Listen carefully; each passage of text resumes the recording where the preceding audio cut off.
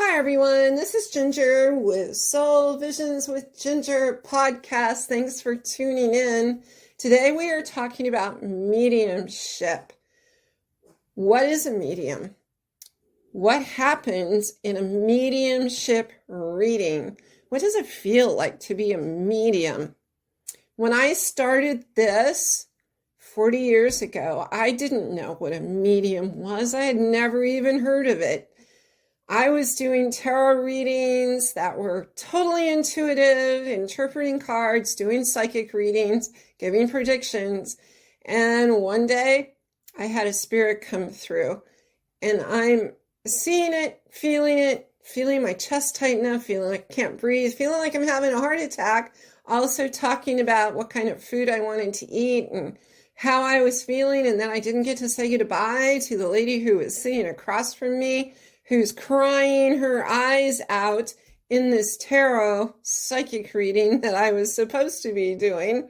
And I'm sitting there getting all this information and just talking as fast as I can talk to get it out of me, because I felt like the woman who was coming through needed her daughter to know that she didn't do anything wrong. She couldn't have gotten to her fast enough to get help. She couldn't have changed any of the dynamic. And Mom, who was coming through in my little tarot reading, just wanted to let her know, you did everything right and I love you.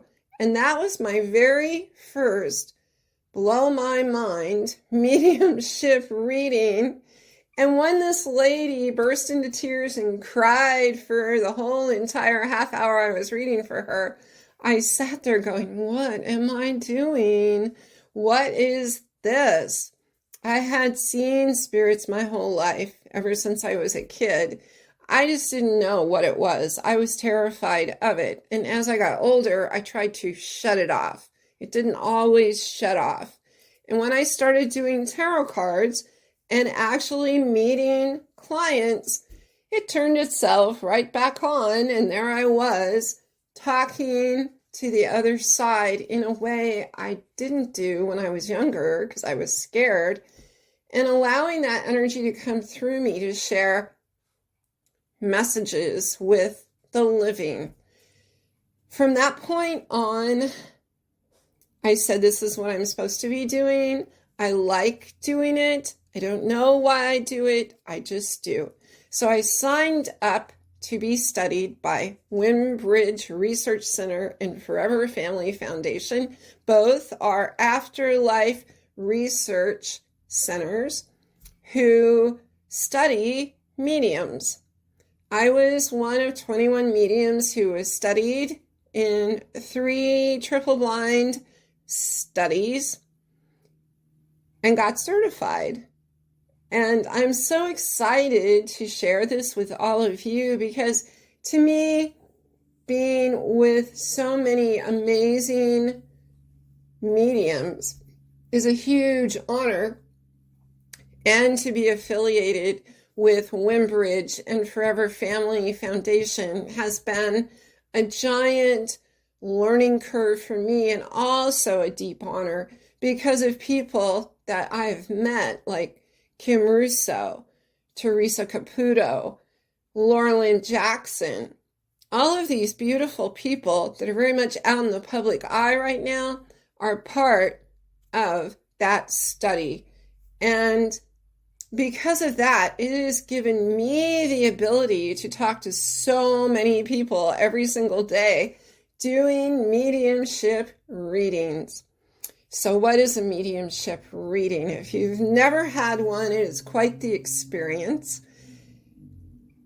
It basically is me as the medium being the messenger for the other side. In a psychic reading, when I do psychic readings, I tap into your energy as a living person and ride your energetic slipstream of energy to see what's going on now, what's happened in the past, what's coming up in the future, and what you need to pay attention to. It's all about you, the living person. In mediumship, it is all about the other side. It is about energies that do not ask me to go to them. They come to me. They come into my energy when I invite them and ask them to interact with my energy. So when we're talking about energy, let's just talk about what is it that a medium is picking up on? Is it an actual person that just walks up to them from the other side who's passed away? Does it look all creepy and scary and like in the movies where they're showing you somebody who's all deformed and ugly and scary and just got out of the grave and came in? No, it's not like that at all. It's actually very beautiful because these people who are coming through, and pets, they come through too, come in with the essence of who they were. So if I was reading for you and your mom came through, I would see, feel, know, smell, taste, hear. I do all of that. Your mom. And I would be able to feel her energy and see what she's trying to show me about who she is, who she was, and what she wants you, the living person, to know about her. I will experience how she died. That is one of the things I do every single day, is they tell me how they died. And so many times they do that so you, the living person, knows exactly who I'm talking to. It's kind of like that's how they identify who they are in a huge way, because you, the living person, knows how they died. And the person in spirit usually knows how they died. So they talk about it. They also talk about what they did when they were here as a living person. They show me things like mom liked to sew, or she liked to embroider. She also liked to cook. She also likes to be in the kitchen, and she's roaming around looking in your kitchen for food that she would have cooked, but you have all healthy vegan stuff and she doesn't know how to cook that stuff. So they'll talk like that. They'll also come in and let me smell them. So say grandma comes in, and grandma was a big fan of Avon strong, stinky powder perfume. I smell it. It's like my whole office fills up with that scent, which you can't forget. And it's because grandma wants you to know that's how she shows up. That's how you know she's around. When you get in your car and you smell that strong, strong Avon scent, when you get in your car and you smell that strong, strong Avon scent, will it remind you of grandma? Yes, because that's what you know about her. Or if you're out in the garden and your dad is out in the garden with you and you suddenly smell Old Spice, you know he's out there with you. That's how I always pick up on my dad when I'm out in the garden doing my thing. My dad was a gardener. I will smell Old Spice and I'll know he's out there with me. So those are ways they connect. And while they're connecting in all of those ways, I'm seeing it, I'm feeling it, I'm hearing it, I'm knowing it, I'm tasting what they like to eat, I'm feeling pain. If they had painful things happen to them, I will feel it. Sometimes I will talk with an accent. If they're from a different country, I will start to try to talk like them without even knowing what I'm doing. I just hear myself talking differently. Sometimes I'll say phrases just like they say them. I bring through whatever it is they want to share with you, the living person. I always tell my clients that when I'm going to do a mediumship reading for them, I would love for them to interact with me, the living person, because the more you interact in a mediumship reading, the more the other side says, yay, they're talking to us. But if you don't say anything and you have yourself shut down and you're not open to what is coming through, if you were a giant skeptic, I will tell you right now, the energies will not come through strong. Your people on the other side actually just don't say very much. They're like, they're not really ready to talk to me. They're not open to it. I'm trying to give them information and they're like, no, no, no, prove it, prove it, prove it. But they're waiting for you, the living person, to come and interact with them. So that doesn't mean tell me, the medium, everything up front. Oh no, that's my job to do for you. But the more you interact, the more you talk about what happened, what you felt, when I, the medium, am giving you information, the more the other side will give you feedback, will connect with you so personally and share things that are so beautiful and healing. Can be hard to listen to. It can be painful because they'll bring up things that may have happened when they were alive, and they will talk about it. They'll talk about their money and they wish they had more, or did you get the money, or did you get my jewelry, or I'm sorry my house was a mess, I didn't have time to clean it because I was sick, or I know you couldn't make it to come and say goodbye to me, but I know why, and it's okay. I hear all of these things, and I share it with all the living people that I talk to. And what I find in mediumship readings, that it's very emotional, it's very beautiful, it's very heartfelt from me, the medium, to you, the living person.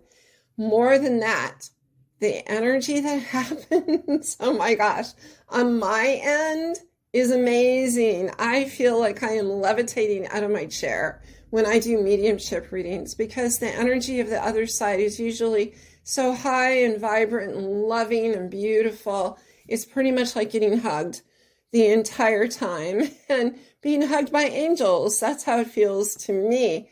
But it's the other side. It is the other side. So let me talk about pets for a minute too, because pets come through. I have so many dogs and cats and horses, and I've had a turtle come through. I've had a parrot come through that want to say, hello, I miss you, or hello, thank you for making a choice about me being too sick to continue. Pets will often thank their owners, who feel horribly guilty about putting their favorite fur baby down. And the animals, without fail, will say, thank you. I couldn't take the pain, because they can't tell you. They can kind of show you, but you as the human know that they're in pain, they're not acting right, they're struggling, and you make a choice. They want you to know, thank you for setting them free. And then sometimes they'll turn around and say, can I come back to you? I hear this a lot. They want permission to come back because your mom or your dad, you're their person, and they're going to come back to you. They're going to reincarnate. I find that pets reincarnate faster than humans do. I rarely have a human say, can I come back? Pets, dogs and cats, say it all the time. Horses, birds, all of it. So just know that when you're getting a mediumship reading. So let's talk about the negative aspects of getting a mediumship reading. There aren't any, in my opinion. I feel like mediumship readings are so incredibly healing and heartfelt, and it brings closure to the living people, and it brings validation to what happened to the person who passed, who may not have been able to get out of bed, and they know you covered up their feet, or they couldn't brush their own hair, so you did it, or they had dementia and they couldn't talk and they didn't know what was going on, but now they're in spirit and the dementia part is not there. And I find that hugely in mediumship, it goes away. So they can say, I know what's going on now, and I'm sorry I couldn't tell you that I had headaches, or I'm sorry I couldn't tell you that if I ate, I felt sick, or I'm sorry I didn't know who you were. They always talk about that, and they talk about, but I know you lifted me out of bed. I know that you took me to doctors and you fought for my care. I know that while I was in assisted living, you made sure I was getting the best care possible. They acknowledge this a lot. So in the big picture of doing mediumship, the medium is the voice of the people who are on the other side. And that's what a mediumship reading is all about. So let me talk about the things that mediums don't usually do. I don't do these things. People ask me often, does Grandma have any advice for me on a new job or a new house or my new husband? No. They usually do not give advice. I have had male spirits who are fathers and grandfathers say to their daughters, get your oil changed in your vehicle, or you have a back left tire that's going to go flat. They will talk about taking care of the vehicle. But I feel like that's something they did when they were alive, and it's just habit for them. They do not give life advice usually. They may acknowledge that you're thinking about selling your house, and it was their house that you're now living in, and they'll say, you do what you need to do for you because you need to. They'll say things like that. They'll talk about watching their living people doing work and then interacting with them at work, like touching the back of their neck, stroking their hair, just connecting, touching their shoulder, and you make it a very cold chill and feel that. They'll talk about all of those things. There's also times when they will talk about making noises in your house, knocking on walls, making cabinets make noises, sounding like they're going to break out of the refrigerator, whispering, sending you songs, all the signs, sending songs, sending birds, sending ladybugs, sending whatever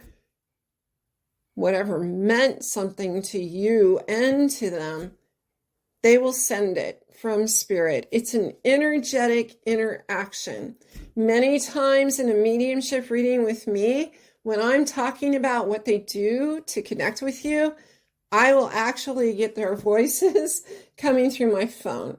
And so many people that I've read for have had voices come through my phone because I am a physical medium, which means the other side likes to come into my space and interact. They are not quiet. They are noisy. I have had spirits knock on the wall.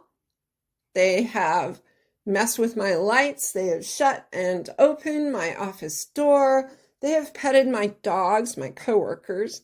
While I'm doing a reading, I have had things fall over in my office and things that they do in their families' homes after they have passed, they'll do in my office. So I pay attention and I can give you the information. They also make me feel how they died. They make me feel what was going on before they died, what they saw after they died. They show me their funerals, their celebrations of life.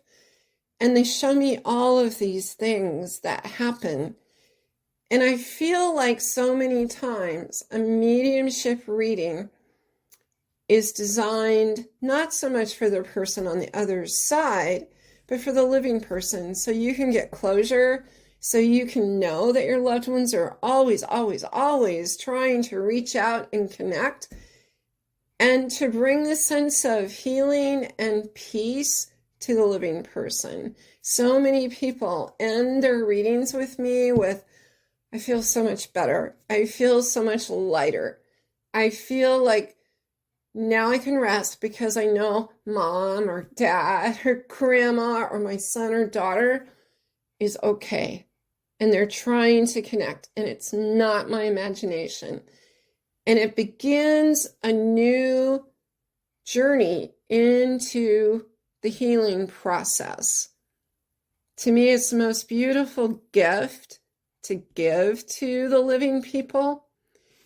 And for me, I see healing happen all day long with my clients as I do this work and I bring the other side in. And it all just comes through me to deliver this beautiful energy to the living and to those on the other side. I'm trying not to cry while I say this part because it is emotional for me as well. And I go through a lot of emotions, a lot of feelings while I'm delivering all of this energy from the other side.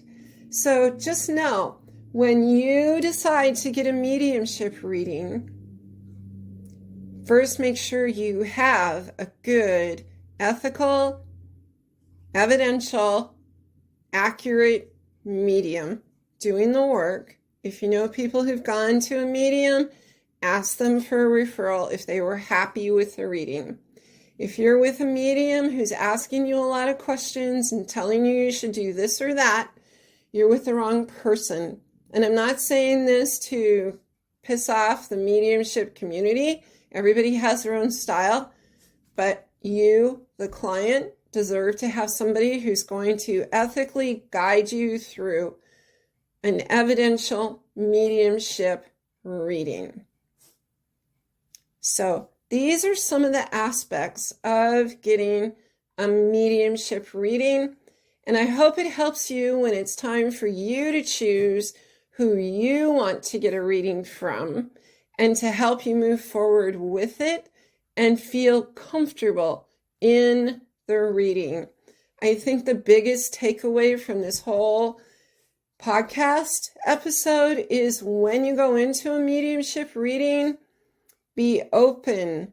Don't let your logical mind shut down the energy of the other side and the medium. Because honestly, doing this kind of work, doing mediumship work all day long, it's the only job I could ever have where I talk about absolutely nothing that I know about. I am talking about things I have no idea what I'm talking about because the other side is telling me what to say. They're showing me what to say. They're making me feel. They're making me know. They're making me taste. They're making me smell. I don't know what it is I'm doing with that because I am not you, the living, and I am not the person in spirit. I am just a conduit who delivers the message.